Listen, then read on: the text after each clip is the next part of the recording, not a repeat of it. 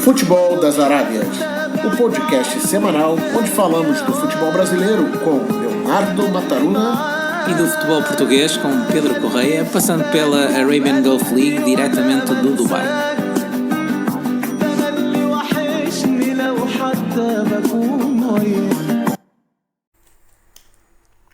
Bem-vindo ao episódio 13 do podcast semanal Futebol das Arábias. Eu sou o Pedro Correia e vamos mais uma vez abordar temas do futebol brasileiro, português e também da UAE Pro League dos Emirados Árabes Unidos. Estamos disponíveis em várias aplicações de podcast e também na grelha de programação da Rádio Estádio, em radioestadio.pt para todo o mundo. Pode também enviar-nos as suas sugestões e comentários para futeboldasarábias@gmail.com. Hoje, mais uma vez, na ausência do Leonardo Mataruna, que continua a gozar um período de férias de Natal merecido, desde aqui vai o meu abraço para ele. Hoje temos outra vez connosco o Wellerson Ribeiro Dias, atual treinador de guarda-redes ou goleiros, se preferir, do Al Wasl Club aqui do Dubai, nos Emirados, e ex guarda-redes profissional do futebol no Brasil, principalmente no Fluminense, já esteve connosco a semana passada. O Wellerson, bem-vindo mais uma vez, é um prazer ter-te outra vez connosco e vamos então arrancar, começando por uma notícia que a semana passada ainda não estava confirmada totalmente à hora que fizemos o podcast, mas agora já está, que é o facto do Josualdo Ferreira se ter tornado treinador do Santos para o ano 2020. O que é que pensas disso? Pedro, primeiramente é um prazer estar aqui com vocês novamente, participando do programa aí, que tem muita audiência em Portugal. E como você falou, né, sobre o Josualdo Ferreira no Santos, para a gente é muito bom, como eu já te falei, em relação aos treinadores brasileiros. Já tem um português que já fez sucesso, que é o Jorge Jesus no Flamengo, e torço muito também para o sucesso do Josualdo. O Josualdo, o último clube dele era o Al Sadd do Catar. Sim. Teve muito sucesso também lá, né? Foi campeão vários anos, chegou em semifinal e final de Champions League da Ásia. Chegamos a defrontá-lo. Perdemos os dois jogos contra o Xavi, né? O Xavi Hernandes estava nessa equipe, uma equipe muito tradicional do Catar. E fora isso, ele já trabalhou em vários clubes do futebol português, né, até na Europa. Muito experiente, acho que vai agregar muito ao futebol brasileiro, como o Jorge Jesus tem agregado, porque são metodologia diferente, metodologia de intensidade, metodologia de compactação de equipe, porque o futebol brasileiro necessita disso. Por que eu estou te dizendo isso? Porque antigamente, se você vê as históricas da Copa do Mundo, quem decidia os jogos eram os atacantes do futebol brasileiro. Era a nossa técnica, a nossa habilidade. Criatividade. A criatividade. Então, se você vê em 70, foi a melhor de todos os tempos, quem definiu pra gente? Edson Arantes do Nascimento, Pelé e Jairzinho. Do Santos, precisamente do Santos. Justamente. O Jairzinho do Botafogo. Botafogo. Né? Então, os atacantes definiam pra gente. Se você vê em 82, nós fomos campeões, que foi a segunda melhor geração, não tinha quem definia. Não tinha atacante. Wellerson, a seleção de 82 é considerada por muitos a melhor seleção que não ganhou. E justamente. Foi tão genial aquele futebol que eles jogavam que foi considerada a melhor seleção. E no Brasil, uma geração ser considerada muito boa, a melhor, sem ganhar, é porque era boa a geração. Faltava ali para mim duas posições. Goleiro e atacante. Não sei porque o Tele Santana, o mestre, não convocou o Careca, não convocou o Roberto Dinamite. Sim. E convocou o Serginho Chulapa. Em 94... O guarda-redes quem era? O goleiro? O goleiro era o Valdir Pérez, do São Paulo. Em 94, quem decidiu em 94? Romário e Bebeto. Sim. Tínhamos um bom time com Mário Silva, Jorginho, Leonardo, Cafu. Em 2002, quem decidiu pra gente? Ronaldo, Fenômeno, Ronaldinho, Rivaldo. Então nós tínhamos atacantes para definir. Sim. Nessa geração terminou. E agora nós estamos tentando encontrar uma nova geração que identifique com a camisa amarelinha. Porque nos clubes, identificaram nos clubes. Tem vários jogadores que são destaques nos clubes, mas na seleção não joga. Exemplo, Marcelo, lateral esquerdo do Madrid. Sim. Ele joga muito no Real Madrid, mas na seleção não se firmou. Então a gente está à busca desses atletas. O Neymar, na minha opinião, é o melhor que nós temos hoje, atacante. Mas o Neymar hoje ele desfocou do futebol. Ele é popstar. Acho que ele tem que voltar a focar no futebol novamente. E ele botou dinheiro visou dinheiro para ser o melhor do mundo, né? Porque o Messi falou, fica no Barcelona, que eu vou te fazer o melhor do mundo. E ele, por dinheiro, foi para o Paris Saint-Germain. Isso é, cada um tem a sua ideia, o seu jeito de pensar. Eu não pensaria assim, eu continuaria no Barcelona, para depois de ser o melhor do mundo, dar o salto para dinheiro. Mas cada um pensa do jeito que quer. Mas voltando à seleção, eu acho isso. Eu acho que nós estamos buscando jogadores que identificam com a camisa do Brasil. Eu te pergunto hoje, escala o Brasil agora. Qual a seleção brasileira? É difícil. Bem, guarda-redes até é fácil. Pronto, tem dois. O Alisson e Ederson. Mas depois a partir daí é muito discutível. É muito discutível. É possível, vocês têm muitos jogadores, mas é muito discutível. Então não é que como antigamente eu tenho Tafarel, Jorginho, Lúcio, Roque Júnior, Roberto Carlos. Eu tenho Dunga, Mário Silva, Bebeto, Romário, Rivaldo, Ronaldo. Então você tinha jogadores vencedores nos clubes, identificados com a seleção brasileira com a camisa. Não tremiam. E hoje essa geração não estão identificados. Então, eu acho isso. Eu acho que o Brasil ele tem que evoluir na parte... Como você não tem ninguém que decide, você tem que jogar compacto, explorar um contra-ataque. Tem que ser mais coletivo. Mais coletivo. Mais intenso, mais coletivo defensivamente, mais intenso no meio. A transição da defesa para o ataque mais rápida. É aí aonde a ajuda dos europeus nos portugueses, agregando isso ao futebol brasileiro. Por isso é que deu uma sacolejada um shake no Brasil com os treinadores para mudar isso. E pode não ficar por aqui, porque para já, pronto, o Jesus à partida continua no Flamengo, agora o Josualdo Ferreira já foi para o Santos, o Augusto Inácio penso que está no Avaí. Justamente. E já se fala em mais treinadores, como o José Peseiro, eventualmente poderem seguir viagem para outros clubes brasileiros. Justamente. Portanto, está neste momento na moda, não é? Justamente. Eu acho que o treinador do Santos, que estava no Santos, o argentino, o Sampaoli, acho que vai para o Atlético Mineiro. Então, uma variedade de escolas diferentes. Isso vai agregar muito para o futebol brasileiro. Não agora.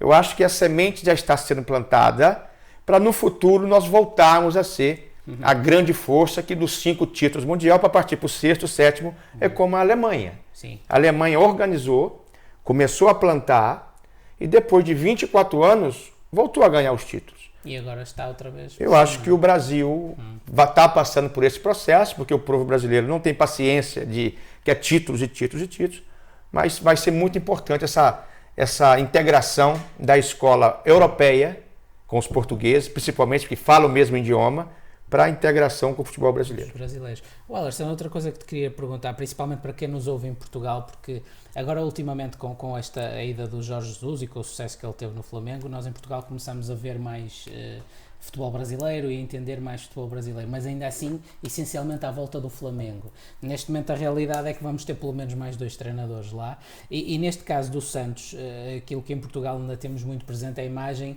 do Santos de Pelé, porque até na década de 60 defrontou algumas vezes o Benfica inclusivamente, portanto havia muito a referência do Santos de Pelé. Que Santos é este hoje em dia? Que tipo de clube é o Santos hoje em dia? Que tipo de plantel tem? Que tipo de futebol joga? Bom, o Santos é um clube, um dos mais tradicionais do futebol brasileiro, pelo seu passado, né? E Pelé, Edu, os grandes jogadores saíram do Santos. E continua o Santos como uma grande academia dos miúdos, né? Como dizem em Portugal. Sempre revela grandes jogadores. Vamos ver aí Robinho, Neymar, Diego, Ganso e vários outros atletas. E o Santos hoje continua promovendo esses atletas. Tem 2 jogadores que estão no Sub-19, que vão disputar a Copinha agora, que já treinam com o Sampaoli, já entre os profissionais. Então o Santos hoje está reestruturando financeiramente, como todos os clubes brasileiros, como o Flamengo fez. Então eu volto a te falar do Flamengo por quê? Essa nova direção do Flamengo estão colhendo fruto do Bandeira de Melo que plantou em 2012. Ele não prometeu títulos, ele prometeu saneamento. E vamos manter o time da primeira divisão. Depois que eu pagar tudo, aí vamos pensar em título. E começou a investir na base, investiu no sócio torcedor, marketing para o Flamengo tem 30 milhões de fãs. Então que 10 milhões venham junto com a parceria com o clube. E o Flamengo agora alavancou para esses vários títulos. Então o Santos está partindo por esse caminho também, junto com os torcedores, fazendo esse projeto. O Santos hoje financeiramente está complicado, acho que o Sampaoli está saindo por causa disso, mas com venda de jogadores, uma boa academia, com venda de jogadores e promovendo jogadores para a equipe profissional, junto com o pé no chão financeiramente, organizando, eu creio que o Santos vai voltar novamente ao grande patamar do futebol brasileiro. Há sim algum jogador que destaques em particular neste momento na equipa do Santos? Não, o Santos para mim tem um goleiro muito bom, que é o Vanderlei, que jogou no Curitiba, tem o Chacha, um atacante que veio do Internacional, que é muito bom jogador, e tem 2 miúdos, que eu não estou lembrando o nome, que é futuro também para o Santos. O Santos sempre revela jogadores. É como o Flamengo, tem um lema, craque se faz em casa. Então o Santos geralmente, a equipe de 11, você tem 6 jogadores que não foram criados, e 5 jogadores criados no Santos e reserva também. No contexto do futebol paulista, consideras que é o clube mais forte em termos de formação, o Santos? Ou... É um dos, porque eu trabalhei na seleção de base também, sub-15, sub-20 do Brasil e 17, tem vários jogadores do Santos, São Paulo também tem uma excelente estrutura, São Paulo revelou Denilson, Kaká, Luiz Fabiano, Leonardo, então uma grande estrutura, o Palmeiras nem tanto. Mas eu creio que em São Paulo é os Palmeiras e Santos, que revelam mais jogadores. São Paulo e Santos. Sim. Portanto, o Palmeiras tem uma grande capacidade financeira, mas é mais para investimento na... Justamente. O Palmeiras agora tem uma grande empresa chamada Crefisa, que você não tem um jogador... Tem um jogador criado na casa, que foi o Dudu. O resto é tudo comprado dos outros grandes clubes, entendeu? O que mais? O Corinthians também tem alguns jogadores prata da casa, mas revelação mesmo é o Santos, número 1, e depois vem o São Paulo. E no contexto do futebol brasileiro no geral, que outros clubes, imagina que há um Cartola em Portugal a ouvir-nos, um dirigente em Portugal a ouvir-nos, que quer ir recrutar jogadores ao Brasil? Tem Santos, Flamengo, Fluminense, Vasco da Gama, entendeu? São Paulo, Grêmio também sempre tem jogadores de base na seleção. Então... a seleção de base, então o pessoal lá do Sul já é mais parecido com o europeu, porque a maioria dos europeus que vão viver no Brasil vão para o sul do país, porque o clima é mais ou menos igual à Europa, então o Grêmio, o Internacional, são grandes escolas também que produzem grandes atletas. E também no Vitória da Bahia, no Bahia, né, que já é no Nordeste, que já procura a grande massa ali, e tem aqueles franzininhos habilidosos, né, que é chamado aí canela de cachorro, vamos dizer assim, que corre 90 minutos, que estão acostumados a treinar no sol, a trabalhar no sol, então... E foi também onde começou o Vampeta, que é um dos comentaristas justamente, o Edilson, o Bobô, grandes jogadores, o Talisca. Então, grandes jogadores saíram dali do Nordeste também. O Talisca era do Bahia, né? Do Bahia. Então, o Brasil é assim, o Brasil é como o basquete na América, nos Estados Unidos. O Brasil, na praia tem futebol, no terrão tem futebol, na favela tem futebol, você está de folga tem futebol, então respira futebol. Nós costumamos dizer que, para a gente no Brasil, o Tite hoje, que é o treinador da seleção, é mais importante do que o presidente do Brasil, Bolsonaro. Porque nós vivemos futebol, respiramos futebol. Pode proporcionar mais alegria. Mais alegria do que em termos do Brasileirão do próximo ano, com estas alterações que começas a ver, para além do Flamengo, parece-me um candidato óbvio à partida, pelo menos visto de fora, que outros candidatos é que podes destacar? O Brasileirão é um campeonato um dos mais difíceis do mundo, porque de 20 times, creio que 16 ou 15 foram campeões, pelo menos uma vez do Campeonato Brasileiro. Então são clubes de tradição. Mas não caiu a segunda divisão. Justo, que foi o Cruzeiro. O Cruzeiro o Cruzeiro era o clube mais organizado. A estrutura do Cruzeiro também é fantástica, hein? Centro de treinamento, centro de excelência, excelente. Mas aí houve Cartola, sabe como é que é, não fez uma boa gestão. Infelizmente o Cruzeiro foi para a segunda divisão. Mas se você ver aí, tem Flamengo novamente, tem Palmeiras, tem Corinthians, tem Santos, tem Grêmio, que todo ano é um time copeiro, que todo ano na Libertadores, já foi campeão da Libertadores, tem Internacional de Porto Alegre, um time também exemplo de gestão, médio para menor, Atlético Paranaense. Tem uma senhora arena, organizado, paga em dia. E também foi campeão. Foi campeão da Copa do Brasil, foi campeão da Sul-Americana. Então é um clube muito organizado, exemplo de gestão. Então o Brasil está partindo para isso, de gestão com profissional, exemplo de gestão, né, com a torcida aderindo ao clube, como na Europa, já vende aí todos, como no Benfica, os adeptos, no Porto, já sai aí o carnê de venda de tickets, já vende para todo ano. Então o Brasil está começando a andar nesse aspecto, fora de campo também organizar. Eu acho que no Brasil é isso, tem Flamengo para mim novamente é o grande favorito, né, pelo treinador, pelo investimento que fez. Então, aí você tem aí o Palmeiras também, que é o Vanderlei Luxemburgo que foi para o Palmeiras, né? Então está começando o Vasco da Gama vai ficar como? O Vasco da Gama junto, o Vasco da Gama e Botafogo e Fluminense esse ano é novamente ano difícil. Melhor do que o ano passado, porque já aprenderam e vão fazer a gestão melhor do que ano passado. Mas não é para brigar para título, não. Já livrando do rebaixamento, alcançando a Sul-Americana de 8º para cima, está de bom tamanho. Ontem eu conversei com o Mário, o presidente do Fluminense, que é um tempão que eu não... é meu amigo particular. Falei, Mário, eu tenho um tempão, como é que você está? Feliz Natal atrasado. Você sumiu, falou, se você não tem noção do que é uma vida de ser presidente de um clube no Brasil. É uma loucura. Eu falei, imagino. Então ele falou, estou organizando, é difícil, livramos do rebaixamento, então ano que vem vai ser melhor, porque nós já temos aí mais ou menos 40 mil sócios, tinha 8. Era, 8 mil sócios. Bastante. Tinha bastante. Agora já tem 40 mil sócios, então vamos fazer a parceria junto com a torcida, pezinho no chão, salário em dia, não muito, mas que nós vamos prometer, vamos cumprir. E aí, mais à frente, vamos produzir vários jogadores, por exemplo, esse jogador foi vendido um jogador agora para o Watford, da João Pedro, para a Inglaterra. Sim. Então já fez um caixa, já está pagando os jogadores, as dívidas. Então está organizando para depois de subir gradativamente. Porque o Fluminense tinha o Pedro, que foi para a Fiorentina, que era um jogador, eu estava até cheguei a perguntar-te por ele, porque achava um jogador muito, muito bom, mas ele depois na Fiorentina, aquilo, pelos bichos, não está a correr bem, tanto que já se falou de que ele podia voltar ao Brasil por empréstimo, assim.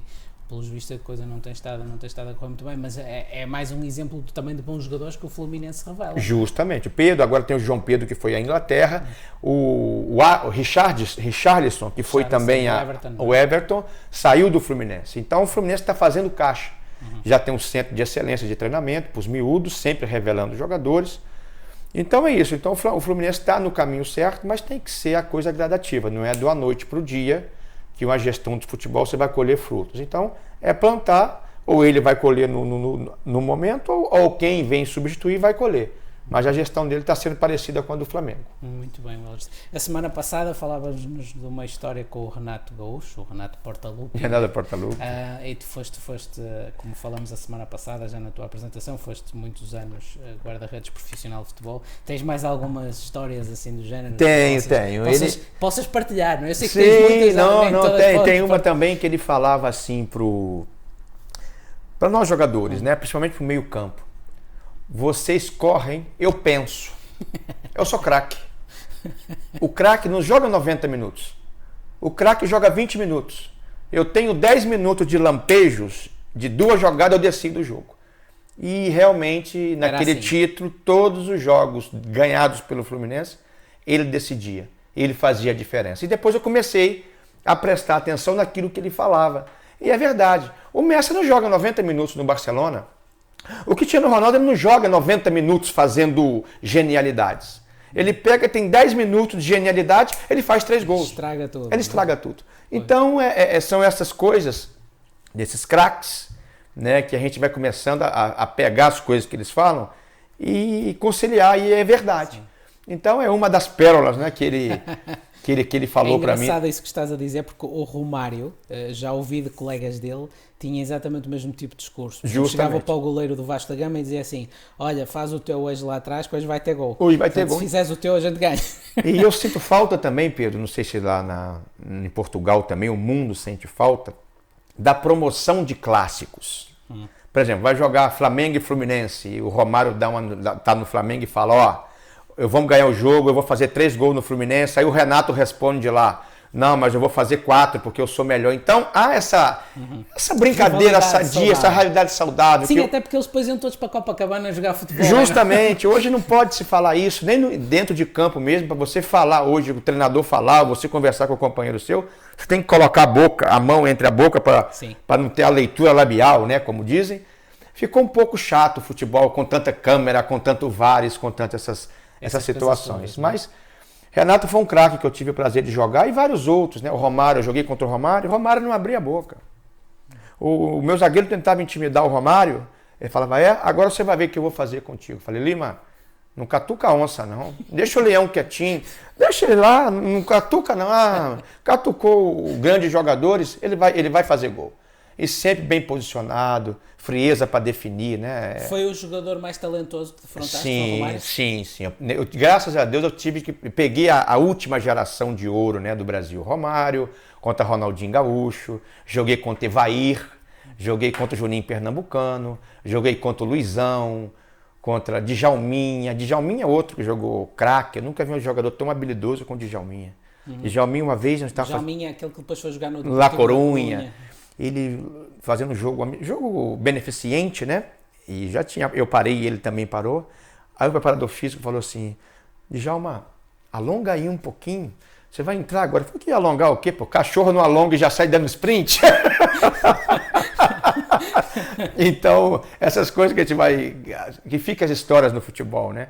Então, eu tive o prazer de jogar com essa geração de ouro, faziam diferença. Nós éramos muito mais inteligentes dentro de campo. Não necessitava treinador. Vou te contar outra também. O falecido Pinheiro, né, trabalhou até em Portugal, no Marítimo, já falecido. Ele que me lançou no futebol, e devo muito a ele. Né? E ele estava em final de carreira, já com a idade. Íamos jogar contra a Bahia, lá na Fonte Nova, em Pituaçu. Em Pituaçu, que a Fonte Nova estava interditada. E a preleção dele falando que, não, o Bahia é um bom time, vamos marcar atrás, na linha 3. Aí eu olhei pro Renato, o Renato olhou para mim, olhei pro Ailton, os mais experientes. Falou, não, uma coisa errada. Mestre, depois da sua preleção, você pode deixar só os atletas, por favor? Ele sim, sem problema nenhum, mas só os atletas. Terminou a preleção dele, tática, tudo, saiu toda a comissão técnica, ficou só os atletas. Aí nós experientes falamos assim, essa tática desse treinador aí é louca, vamos fazer o contrário. O nosso time está no melhor momento, o Bahia está em antepenúltimo, vamos marcar pressão e assim que marcar pressão, se der 2 bobeadas, nós vamos ganhar o jogo na hora lá. Não deu outra.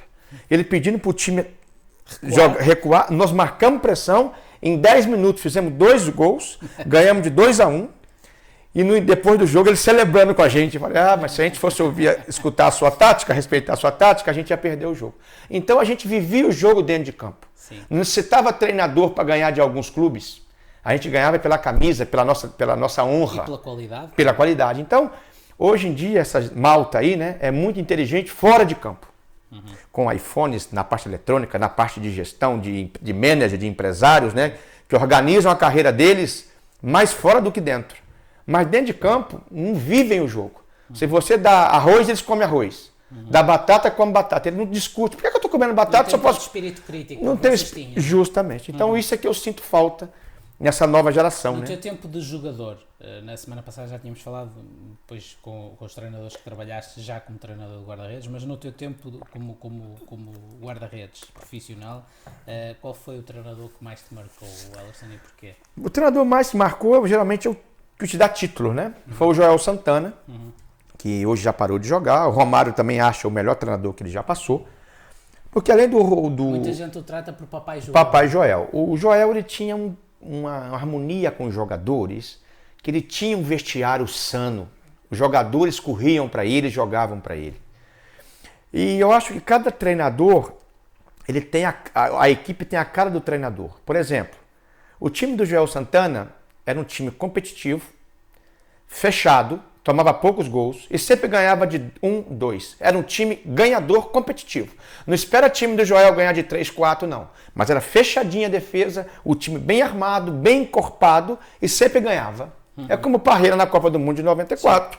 1-0, 2-1, 0-0, 1-0, sempre posse de bola. Então o Joel me marcou muito na parte defensiva. Sempre fazendo a vasculação defensiva, os lateral esquerdo saiu, o back central, o quarto zagueiro, o lateral faz a cobertura de todos. Então a vasculação, a pressão adversário, a gestão de grupo dele, a amizade que ele tinha com os jogadores. Então isso marcou comigo. Como nós fomos campeões, ele fez uma reunião, o Flamengo foi para Teresópolis e falou, não, vou ficar no Rio, no clima do Rio, não vamos ficar uma semana no hotel preso, mas vamos ficar preso aqui no Rio. E faltando uns 10 dias para isso, ele falou, Renato, rapaziada que bebe uma cervejinha. Quem bebe todo dia, bebe de segunda a quarta.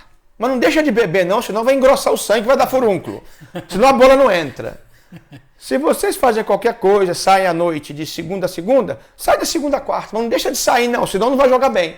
Sim. Então ele tinha essa sensibilidade com os atletas. E essa capacidade de gestão, não é? Justamente. Então não era aquele cara que era disciplinador, mas sabia organizar o time nessa parte. Então o Joel era um líder, não é? Era um líder. O Joel me marcou muito. Trabalhei com o Tele Santana também.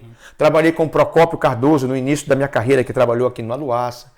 Então eu tive o prazer de trabalhar com quem mais trabalhei assim? O Júlio César Leal também foi um grande estudioso que eu trabalhei lá no Brasil. Então são grandes treinadores que marcaram. Mas o Joel Santana foi o que me marcou mais.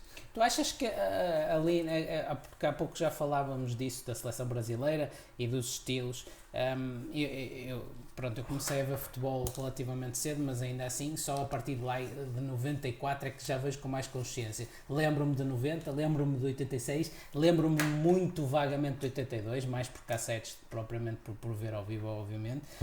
Mas parece-me que ali, da seleção de 90 para a de 94, curiosamente a de 94 acaba por ganhar passado 20 e tal anos, que há uma mudança de estilo no futebol brasileiro que depois se mantém para lá da equipa do Dunga, depois com o Filipão e assim, se mantém mais estável até hoje. Tu vês aí a diferença ou achas que de alguma forma se diluiu a diferença? Não, acho que evoluiu muito, porque o Brasil na época de 90, com o Lazzaroni, que era o treinador, surgiu a situação dos 3 zagueiros, lembra do Lothar Matheus? E o Brasil nunca jogou com 3 zagueiros. Me fala hoje, na atualidade, qual time no mundo ou seleção que joga com 3 zagueiros? Não, o Chile jogava aqui há uns tempos, o São Paulo, até se não me engano. Argentina, 2, mas a maioria 4 defensores. Então o Brasil entrou nesse estilo. E não tinha jogadores para jogar nesse estilo. Eu acho que ali o Lazzaroni teve a infelicidade de jogar nesse estilo e não deu certo. E também caíram contra a Argentina com o gol de Canija, que ele arrancou, o Maradona arrancou, deu passe para o Canija fez o gol. Então ali, pra você ter uma ideia, o nível de paixão do brasileiro, o Lazzaroni teve que mudar. O Lazzaroni nunca mais teve sucesso no Brasil. Ele teve sucesso no Catar, foi para a China, foi para o mundo árabe, foi para o Japão.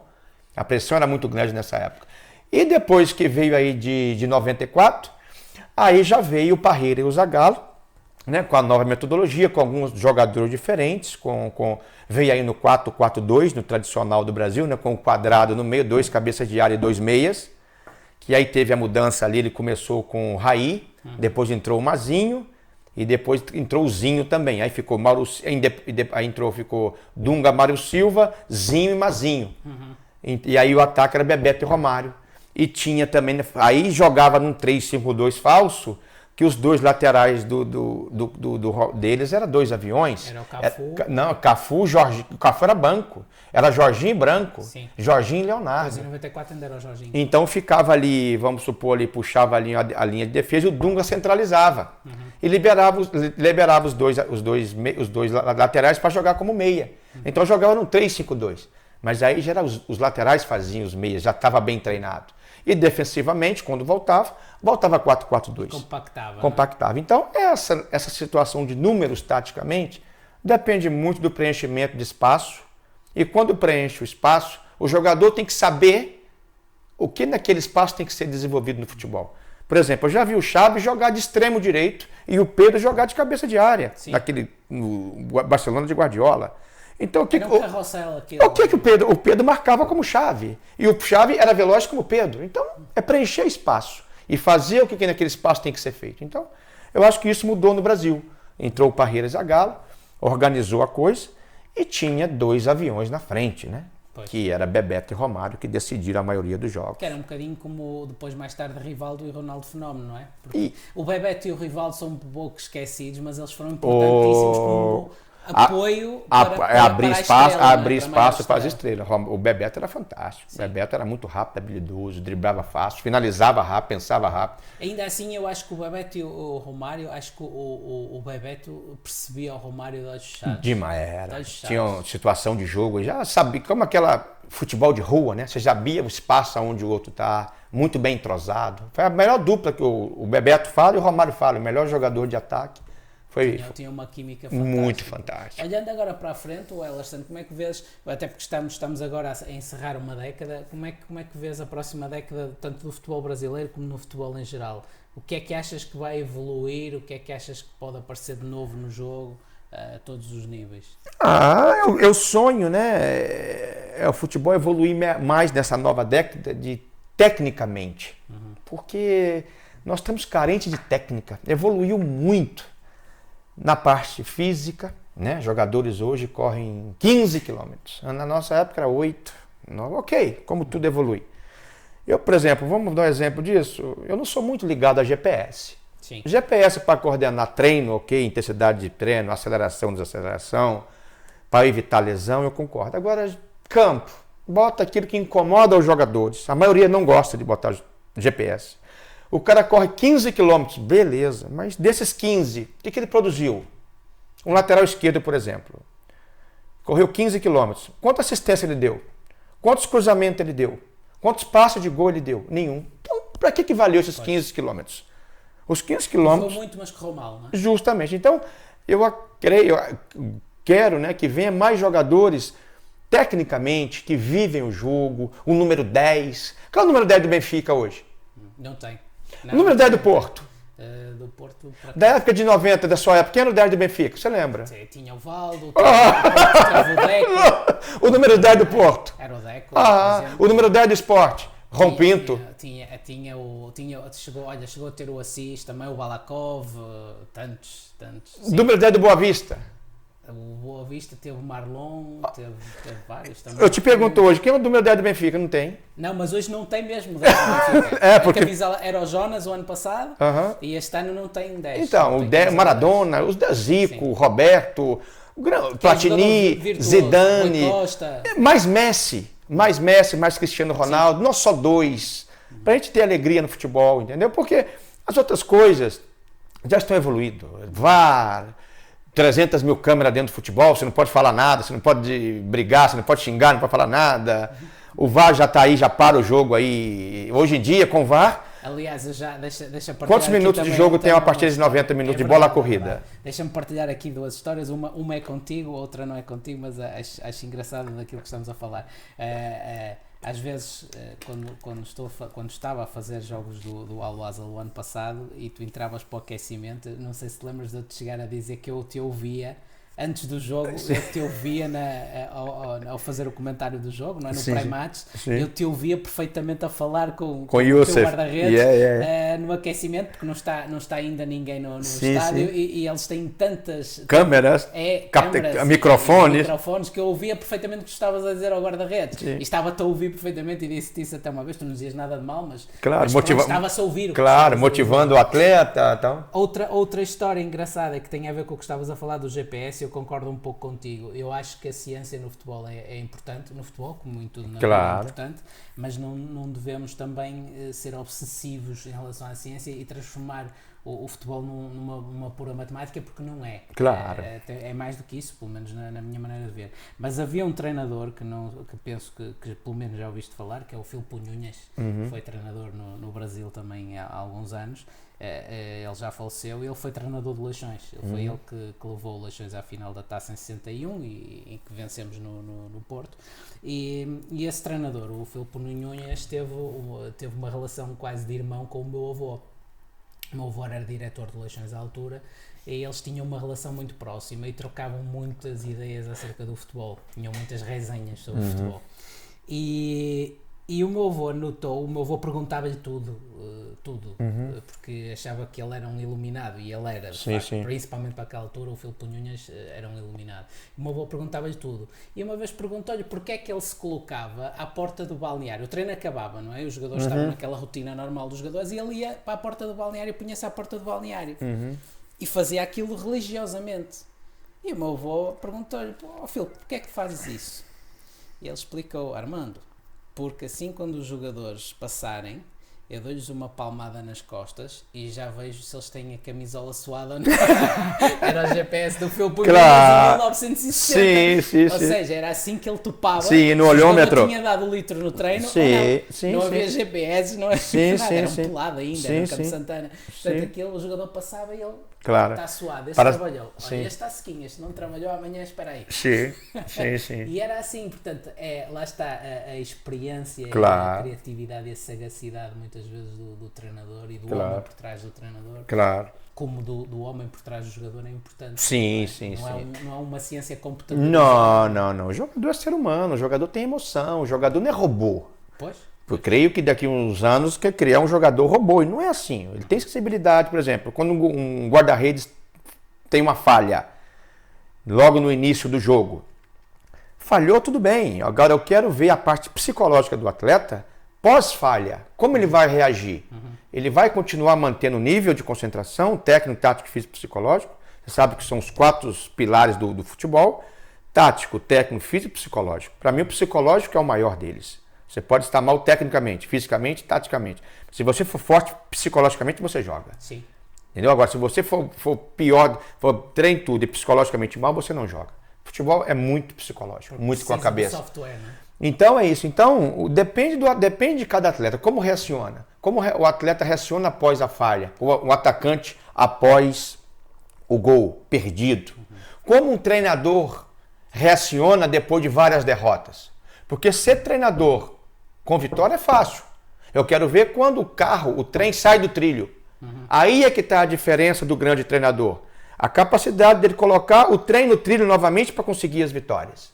Aí você tem que ser psicólogo, pai, padastro, amigo, confidente, carrasco, para você ter a confiança dos atletas, entendeu? Aí que é a diferença do grande treinador. Não é chegar e porque o jogador está treinando e aí você começa a pressionar, está errando e pressionar, não. Talvez o cara precise de um abraço, de um carinho. O balneário de uma equipa de futebol é um ambiente difícil, não é? Muito difícil, desafiador. muito desafiador, porque tem principalmente para o treinador. Várias cabeças pensando ao mesmo tempo e os 18, eles estão contigo. Você tem um elenco de 30, vamos dizer assim, os 18 estão contigo.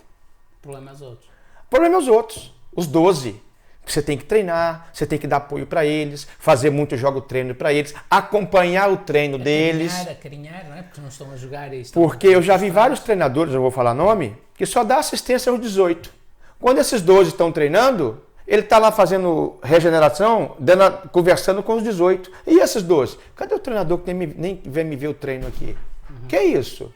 Então eu acho que isso é que tem que o grande gestor tem que fazer isso. Sim. Olha, agora passando um pouco para o futebol português, queria-te colocar uma questão, porque nos últimos tempos temos tido em Portugal uma grande polémica à volta da questão dos cursos de treinadores e dos diplomas de treinadores, basicamente, principalmente para quem nos ouve. No Brasil a situação é a seguinte, em Portugal demora muito tempo até ter o UEFA Pro.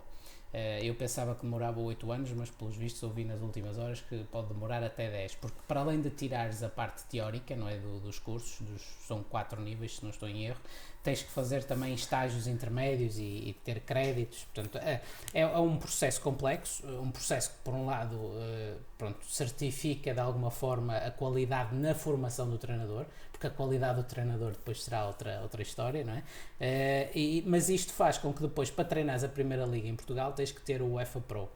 E já aconteceu agora recentemente o segundo caso. O primeiro caso tinha sido o Silas no Sporting, que tinha chegado a treinador principal e não tinha ainda o UEFA Pro, portanto tem que ter outro treinador encartado no banco a fazer as vezes de treinador, digamos assim. E agora no Sporting de Braga aconteceu a mesma coisa, portanto o Ruben Amorim também ainda não tem a licença de UEFA Pro e tem que estar outro treinador a fazer as vezes de treinador principal.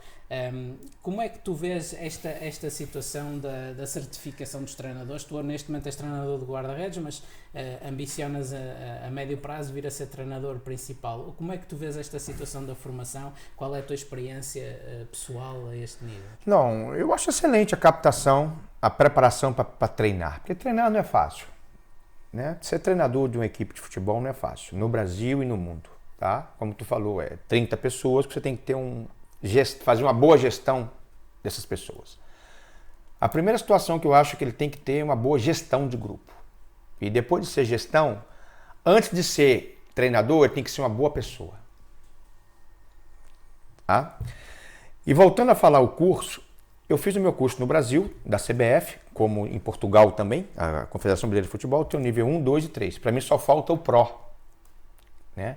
Creio que agora a Conmebol vai credenciar esse clube, esse curso, que automaticamente a UEFA, porque a UEFA não conversa com a CBF, ela conversa com a Conmebol, correto? E a Conmebol é que vai conversar com que a vai CBF. conversar com a CBF junto com a Europa, né? Eu acho, por exemplo, 10 anos muito tempo. Por quê? Vamos falar assim, Hugo Viana. Vamos falar do Hugo Viana que jogou com a gente. Se o Hugo Viana amanhã quiser ser treinador, você acha que necessita de 10 anos para o Hugo Viana fazer estágio? Pode não necessitar dos 10 anos se já começou a tirar o curso antes, mas mesmo assim vai necessitar de alguns anos, porque a partir de determinada altura não podes treinar uma equipa profissional no Campeonato Nacional Séniores, por exemplo, ao mesmo tempo ser jogador na primeira divisão. Não Sim, mas eu falo depois que ele encerrou a carreira. Sim. Você acha que necessita de 10 anos para o Hugo Viana treinar uma equipe?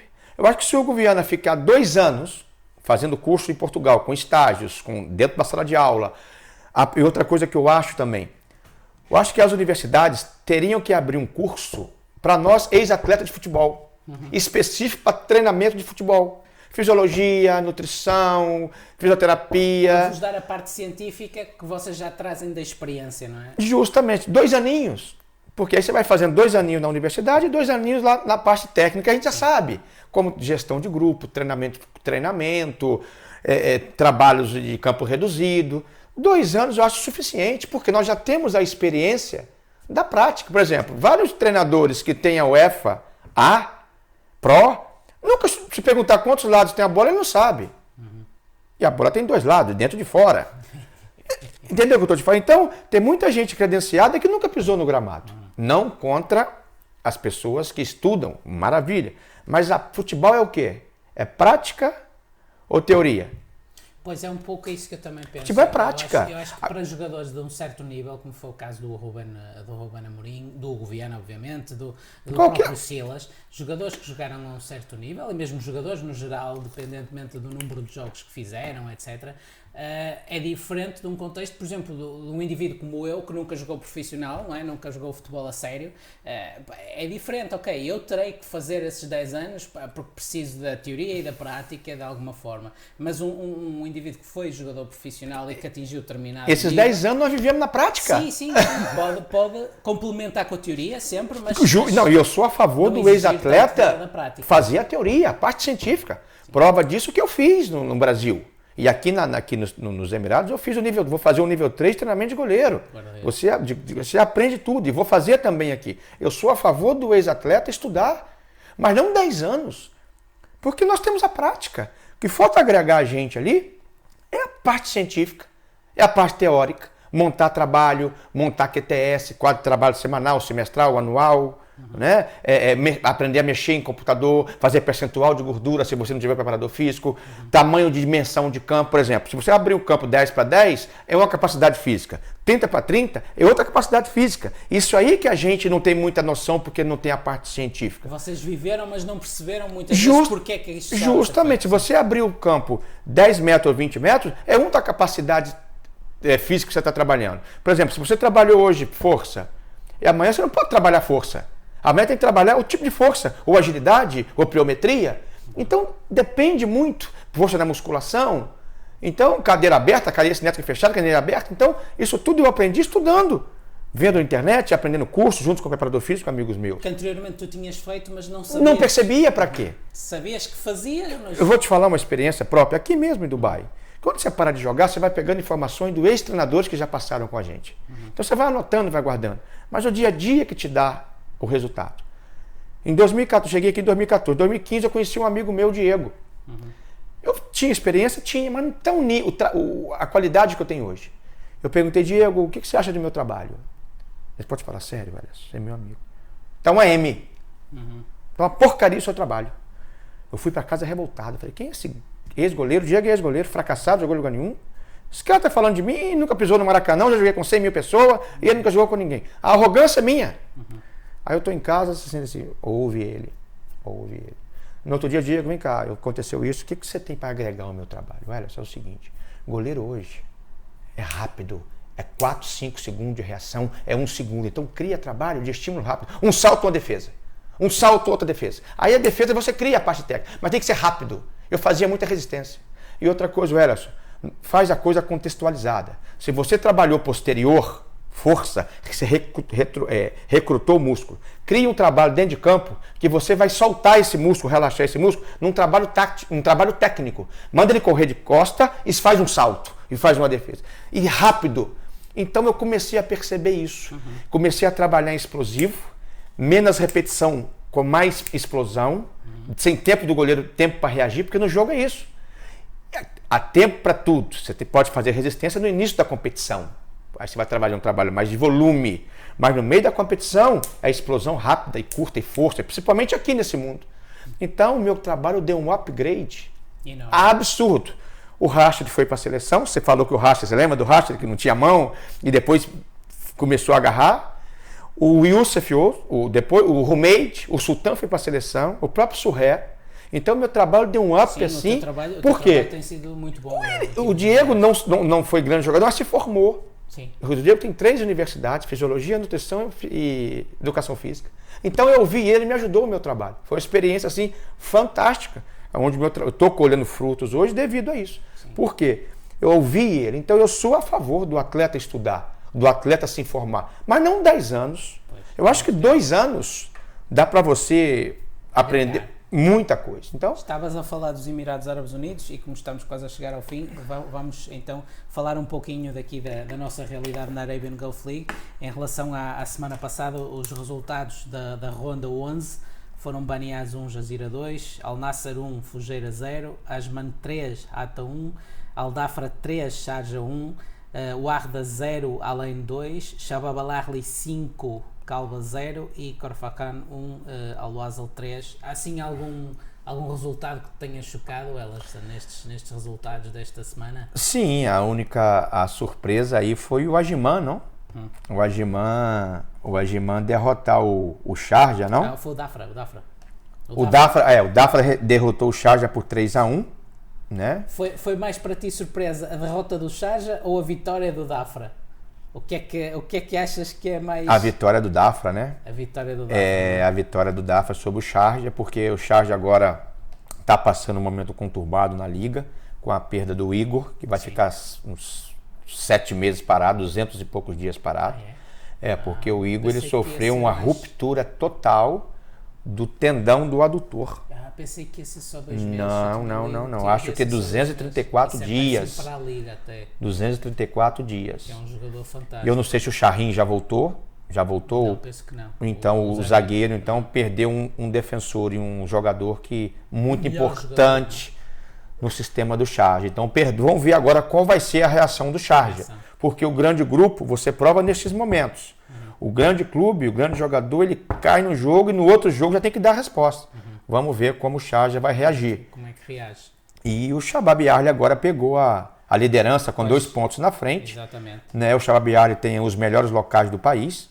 É uma equipe bem treinada, né? Com um grande treinador bem que já esteve aqui. Então, creio eu que vai ser uma briga boa. Aí tem o Nassr também correndo por fora com 20 pontos. Tem o Alain com 21. Né, que está brigando aí, que tem... Eu até aproveitava e já coloco aqui a tabela, os primeiros 5 lugares. Portanto, o primeiro agora é o Shabab Al Ahli com 26, o segundo é o Sharjah com 24, o terceiro o Jazira com 23, o quarto o Alain com 21 e o quinto o Nassr com 20. Portanto, está ali tudo. Os 5 primeiros estão muito próximos. 5 ou 6 pontos de diferença. Isso não é nada numa liga competitiva como a nossa. E principalmente um agravante a partir de fevereiro, que entra a Champions League. O Shabab Ahli tem Champions League, Alain tem Champions League, Sharjah tem Champions League. Olho com o Nassr e Jazira, porque não joga a Champions League. E pode dar tanto para o Nassr como para o Jazira, não é? Porque depende do interesse de cada um. A gente falou, nós já passamos por isso. Sim. E quebramos porque não tinha profundidade. Não tinha profundidade. Então, você tem que saber definir o que você quer. Mas está bem parelho esse campeonato esse ano. Vai ser engraçado. Vai ser na reta final aí, vai ser interessante. E para mim, na briga do outro lado da tabela, eu acho que Rata e Corfacan são os grandes favoritos para descer a segunda Deixa-me divisão. só rapidamente dar portanto, os horários para a próxima jornada, que vai ser a jornada 12 e vai ser disputada a 1 e 2 de janeiro. A 1 de janeiro, portanto, na quarta-feira, às 6h15 dos Emirados, vamos ter Calba com o Khor-Fakhan e depois também, à mesma hora, o Jazeera com o Nasser, e depois no mesmo dia à noite, às 8h45, portanto, isto do dia 1, quarta-feira, vamos ter Sharjah com o Al-Wahda. Depois na quinta-feira, dia 2 de janeiro, também às 6h15, vamos ter Hatta com o Dhafra, e também no mesmo dia, à mesma hora, Al-Wasl com Banias. E depois mais tarde, às 8h45, também vamos ter 2 jogos. Neste caso, o Al-Ain com o Shabab Al-Ahli, que deve ser um jogo extremamente interessante de seguir, e o Fujeira com o Ajman. Pronto, estes serão os emparelhamentos da próxima jornada. Wellerson, muito obrigado mais uma vez pela tua disponibilidade. Foi mais uma vez interessante e vamos voltar certamente a fazer mais programas juntos. Portanto, foi assim o episódio 13 do podcast semanal Futebol das Arábias. Eu sou o Pedro Correia, mais uma vez esta semana com o Wellerson Ribeiro Dias. E assim nos despedimos agora até à próxima semana. Estamos disponíveis em várias aplicações de podcast e também na grelha de programação da Rádio Estádio, em radioestadio.pt, para todo o mundo. Wellerson, mais uma vez, valeu, Pedro, obrigado aí, prazer falar com vocês. O dia que fizerem o convite novamente, claro, estarei aqui com o maior prazer. Cá estaremos. Um abraço. Feliz ano novo a todos. Feliz ano novo.